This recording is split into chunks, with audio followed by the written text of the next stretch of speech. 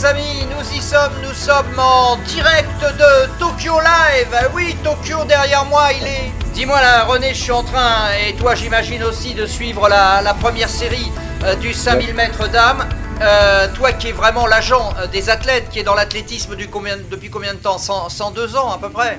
Presque, pas loin. Qui connaît par cœur donc les athlètes, qui connaît par cœur l'athlétisme, qui est un vrai passionné d'athlètes. Est-ce que Sifan Hassan, qui pour l'instant est en dernière position du peloton, qui a pris résolument le choix de faire une dev votel, c'est-à-dire de se situer en queue de peloton, est-ce que Sifan Hassan, pour toi, peut réaliser ce triplé historique 1500, 5000, 10 000?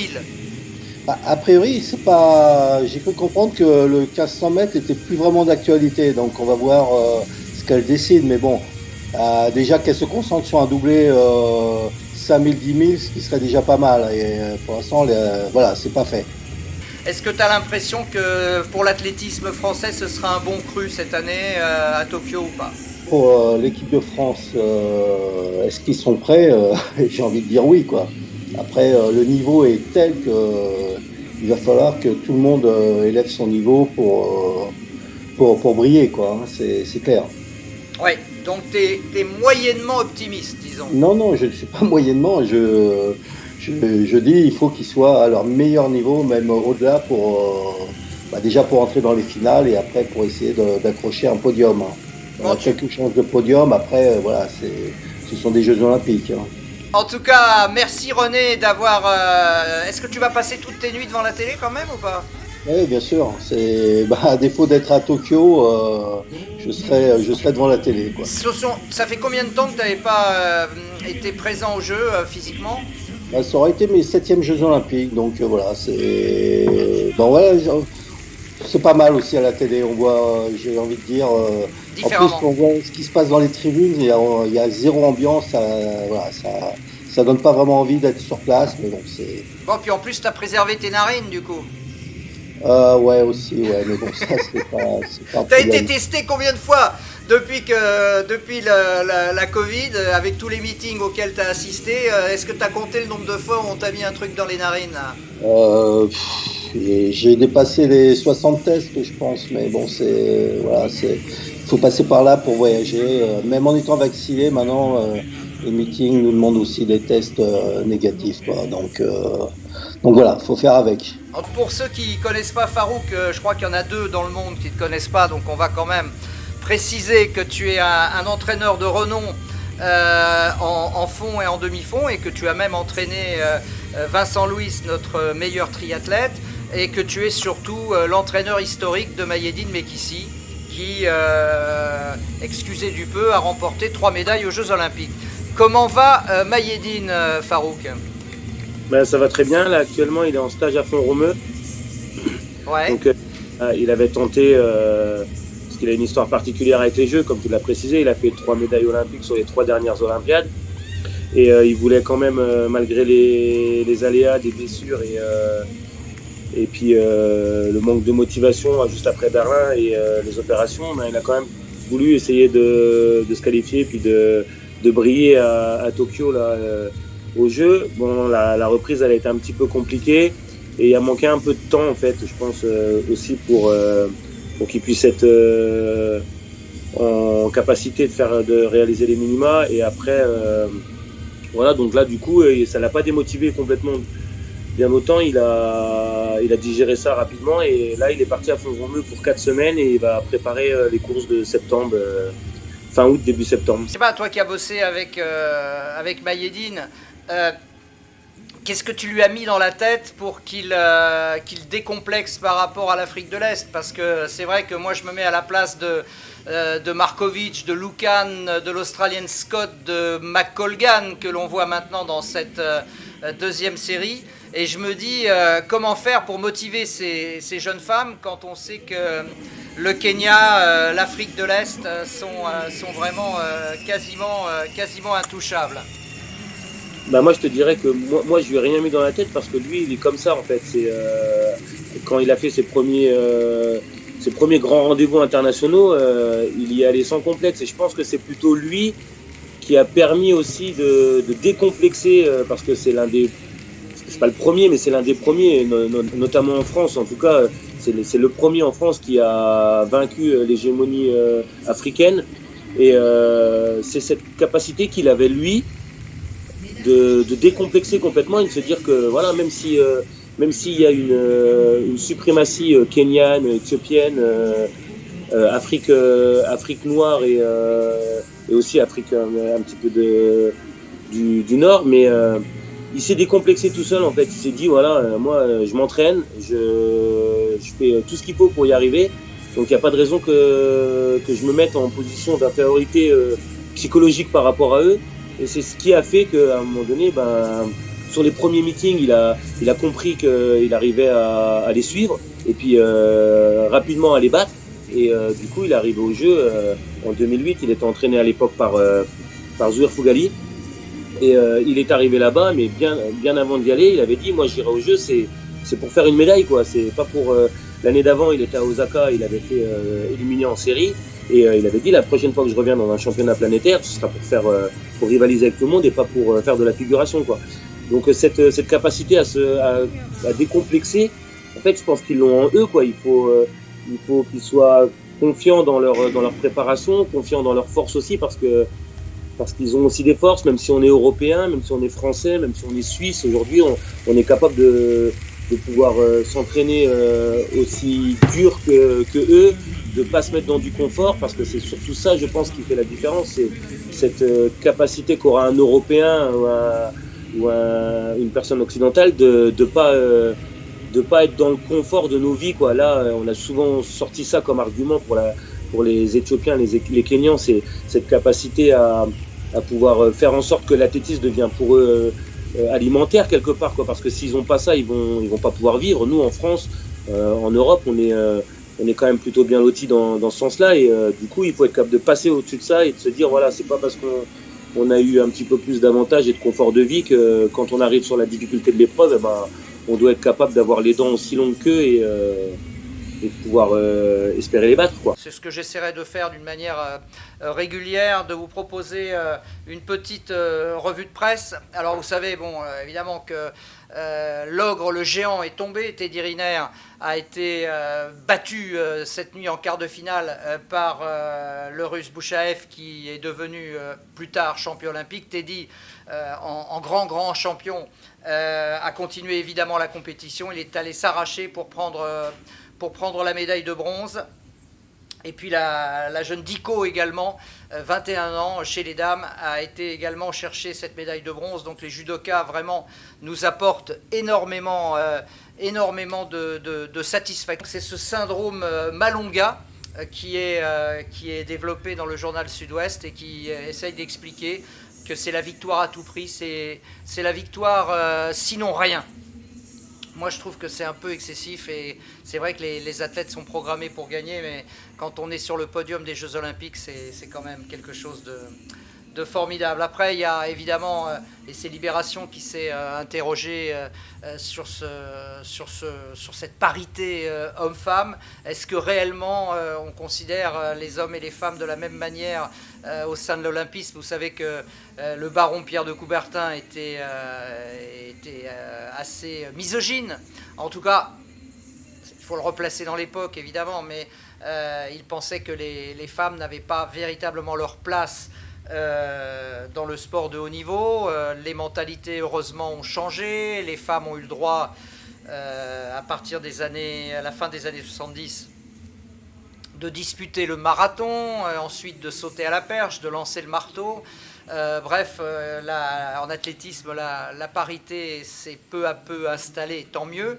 Reste encore de grosses différences, notamment là justement sur ce que l'on accepte des femmes et ce qu'on accepte moins. Et l'exemple des Jeux Olympiques de Tokyo avec l'abandon de Simone Biles, la gymnaste superstar, et la défaite très précoce de Naomi Osaka, la japonaise en tennis, qui avait allumé la vasque olympique, ont suscité des réactions assez dures sur les réseaux sociaux, réactions qui nous font forcément nous interroger sur la réalité, je dirais, de la parité.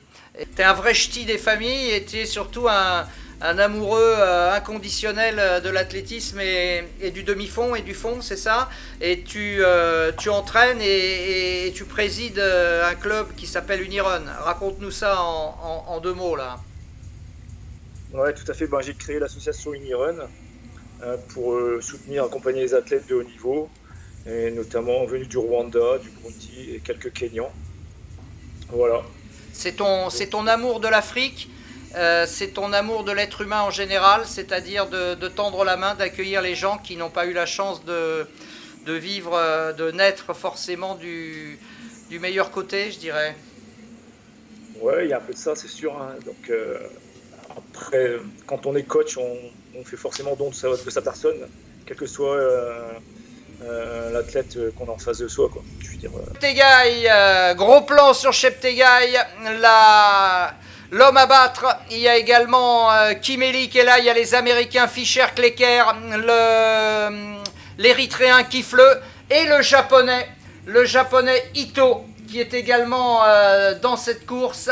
C'est un 10 000 mètres très très ouvert malgré tout, avec les nouvelles pointes, semelles de carbone, j'imagine qu'ils ont tous accès désormais à cette technologie de pointe. Le record du monde, 26 minutes 11 secondes, et le record olympique de Kenenisa, c'est 27 minutes 1 seconde et 17 centièmes. On va voir si ça part vite. On va voir qui... oui, j'ai l'impression que c'est parti déjà vite, là. Il n'y a pas eu véritablement, Philippe, de ronde d'observation. Non, je pense qu'il y a une stratégie de l'Ouganda. Ils ont envoyé un homme devant et puis ils vont être attentifs derrière, un peu comme une course de vélo, quoi. Ouais, mais c'est Kissa qui est parti devant. Ça, oui. Mais regarde, il attend pas ses potes. Il est tout seul, on a l'impression qu'il est en train de disputer un 800 mètres alors que les autres sont en train de disputer un 10 000. C'est quand même incroyable ça, d'entrée de jeu, de mettre le feu aux poudres et de prendre 15-20 mètres d'avance. Ouais, je pense que c'est une bonne stratégie pour l'Ouganda puisqu'ils vont obliger les Éthiopiens et les Kenyans ou les autres coureurs à prendre les devants pour emmener le rythme et aller le chercher, parce qu'il faudra aller le chercher s'ils laissent trop longtemps devant. Voilà, avec pour l'instant Kwemoy et Kipruto, les 2 Kenyans, Ahmed le Canadien qui s'est placé à la corde, Morad Abdouni, fabuleux Mourad pour l'instant en 4e position, mais Cheptegei, qu'est-ce qu'il a l'air bien, qu'est-ce qu'il a l'air facile, Cheptegei, il est en train de contrôler sans problème, on a l'impression qu'il déroule, qu'il est sur un tapis comme ça, qui va peut-être s'envoler. Et Kejelcha avec... alors Kejelcha, il aurait pu être basketteur, il est immense, il a le buste légèrement là sur l'avant, il a une foulée absolument phénoménale, sauf qu'il la développe pas sa foulée comme Usain Bolt la développerait, il se contente de faire des appuis fréquents et pour l'instant il est remarquablement, et il vient à hauteur de Morad Abdouni, Morad qui est en train de... Allez, je vais pas dire qu'il craque, c'est pas vrai, mais il est dans le dur comme on dit, parce que ça va de plus en plus vite, et c'est Kwemoy, le Kenyan, qui pour l'instant donne le tempo sur ce 10 000 mètres. On va avoir un truc de malade, pour cette fin de course sur 10 000, avec toujours le français Abdouni dans le coup, avec Kripa l'italien qui est là aussi aux avant-postes, et toujours Kwemoy, le petit Kenyan, qui emmène le peloton à vive allure, avec Cheptegei en 2e position. Kwemoy qui pour l'instant est véritablement le patron, alors que non, c'est pas vrai ce que je dis, c'est Cheptegei le patron, alors que l'armée éthiopienne est là, avec Kejelcha, avec Barega. L'armée éthiopienne est en train de se positionner aux avant-postes. Je sais pas, tous mes potes sur Radio Montel qui ont dit attention aux Éthiopiens, ils ont raison, parce que là ils sont en train de mettre le feu avec Barega, mais Ahmed qui contre le Canadien Ahmed, le petit venu du Soudan, qui est en train de dynamiter le peloton maintenant. Attention, c'est la phase terminale maintenant de ce 10 000 mètres, Ahmed toujours devant. Abdouni, où est-ce qu'il est? Ah non, c'est fini, Morad, il a lâché prise. Ahmed toujours devant, avec les Éthiopiens en 2e position là. Et Cheptegei, est-ce que Cheptegei va sortir le grand jeu? Est-ce qu'il va être capable, le recordman du monde, d'assumer son statut, mais non, et c'est incroyable. Ahmed, alors que Ahmed est toujours devant, mais Barega est en train de passer à l'attaque. C'est un formidable arrivée de ce 10 000 mètres. Ça va être le dernier tour. Barega en tête devant Ahmed. Et un autre Éthiopien qui a perdu son dossard.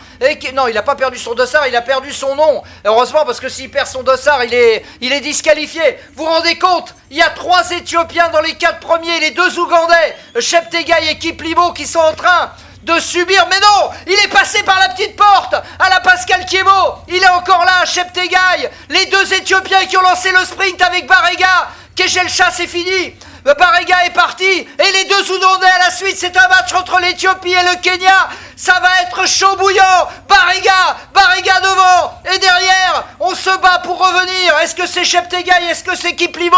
Je n'en sais rien, mais ça vient d'Ouganda. Les Ougandais 2 et 3 pour l'instant. Et le titre olympique pour Simon Barega, l'Éthiopien qui a eu le dernier mot dans un sprint ravageur. 2 et 3 pour le Kenya. Quelle course extraordinaire et quelle démonstration de Simon Barega qui avait vraiment bien préparé son affaire, qui a été le premier Philippe à revenir, à ramener le peloton sur l'Ougandais Kissa et qui a eu ensuite l'énergie incroyable pour lancer le sprint et résister et à Cheptegei et à Kiplimo.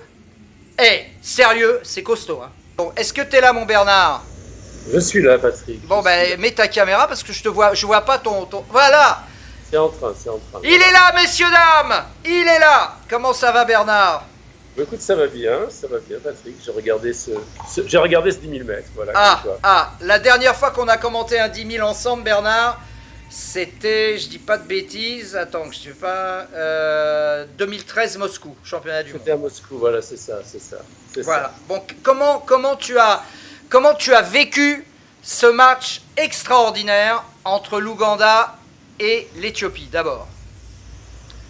Écoute, si tu regardes un petit peu le passé, on en a pris pendant presque 30 ans avec 3 personnes, Gebre Selassie, Bekele et Mo Farah. Il n'y avait strictement aucun suspense. On savait à 99% que c'était un de ces 3-là qui allait gagner. Je dirais que c'est la première fois, il faut revenir très loin, il y a presque 30 ans, à Tokyo en 92, pour voir un 10 000 mètres enfin ouvert, je dirais. Ce n'est pas que je veuille condamner ceux qui dominaient la planète, mais disons qu'il y avait un véritable suspense. Absolument. Et aujourd'hui, qu'est-ce que tu penses de la stratégie des Ougandais qui ont mis Kissa devant, t'as vu, et qui voulaient éprouver manifestement la pointe de vitesse des Éthiopiens? Ils ont essayé, mais c'était un peu naïf, je pense, parce que c'est parti vite, mais point trop, sur 27-15. Après, au 3000, ça a complètement baissé. Tu as eu des kilomètres qui ont été faits à 20,5 à l'heure pendant 3 kilomètres, du 4e au 8e kilomètre, tu vois, du 5e au 8e. C'est-à-dire, c'était une allure à laquelle ces garçons vont même plus vite sur semi-marathon, sur le double de la distance, tu vois. Donc, ce premier tiers a été moyen, le deuxième a été excessivement lent. C'est-à-dire qu'en fait, ils préparaient la course pour ceux qui avaient le plus grand finish. Mais je dirais que personne n'a été émoussé. Donc, je pense qu'il y a eu une stratégie, mais je pense que si stratégie il y a eu, elle a été mal appliquée. Tu vois, je pense que Kissa abandonnant alors qu'il était totalement frais quand tu l'as vu arrêter, je pense qu'il aurait pu pousser si véritablement il avait voulu émousser les autres et aller un petit peu plus loin. Bon, enfin, tu sais, c'est pas le cyclisme, il n'y a pas de course d'équipe, ça n'a jamais existé, les courses d'équipe en athlétisme, tu vois. Moi, je trouve ça dommage. Je trouve ça dommage parce que j'avais envie, tu sais, j'ai toujours envie de rêver sur des histoires d'amitié, sur des moments de complicité. Mais tu as raison, je veux dire, aujourd'hui, ce sont des athlètes professionnels. C'est vrai que moi, je sais pas si tu as aimé, mais moi, j'ai aimé Kejelcha. J'aime bien sa façon de courir. J'ai bien aimé, tu vois, tout ça, j'ai bien aimé. Et j'ai bien aimé Barega aussi parce que quelque part, il s'est montré à un moment. Et il a pris quand même ses responsabilités, ça ne l'a pas empêché de porter les stockades, tu vois. Absolument. Si tu veux, ça, je pense qu'aujourd'hui, c'est peut-être celui qui a pris le plus de risques, puisqu'il est revenu sur Kissa au début, c'est un petit peu fatigué pour ça, etc. Donc ça, c'était assez intéressant, alors que les autres étaient derrière, ses compatriotes étaient derrière. Non, c'est intéressant. Maintenant, tu te rends compte que les 10 000, ça se finit dans le dernier 800 mètres, hein, de toute façon. Il ne faut pas rêver. Donc c'est à qui et le moins éprouvé par les premiers, je dirais, 9200 mètres. En fait, c'est comme ça que ça se passe maintenant. Hein. Donc, c'est pas nouveau. La nouveauté peut-être, c'est qu'ils étaient encore 15 peut-être dans le dernier 1500 mètres. Tu vois, voilà, ça c'est un petit peu nouveau peut-être. Dis-moi mon Bernard, Morad Abdouni, qu'est-ce que tu as pensé de sa course, sachant qu'il va vraisemblablement participer au marathon? Est-ce que c'est judicieux de faire 10 000 marathons, comme faisait Alain Mimoun à l'époque, ou est-ce que quelque part il risque de payer la note, toi qui es quand même spécialiste du marathon? Il a une semaine. Bon, sur 10 000 quand même, son record personnel ne pouvait lui laisser espérer qu'une place de finaliste. Il y est presque, il est 10e, je crois. 10e, 10, ouais. Ouais, c'est ça. Donc il a le mérite d'essayer, parce que si seul concourait ceux qui peuvent avoir un podium, ben, je vais dire, ils seraient 6 au départ, donc ça serait un petit peu maigre, hein, déjà qu'ils n'étaient que 25. Bon, donc non, je pense qu'il aura récupéré. Ça fait peut-être aussi partie. Je pense que s'il le fait, c'est qu'il sait qu'il est capable d'encaisser un 10 000 une semaine avant un marathon, en fait. Il n'y a pas de problème. Hein. Maintenant, on n'est pas dans la situation d'Alain Mimoun. D'abord, à cette époque-là, il y avait moins de compétitivité, il y avait moins de densité.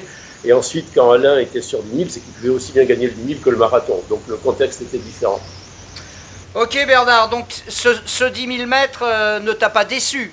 Je veux dire, parce que je sais que tu avais lâché un peu l'affaire ces derniers temps.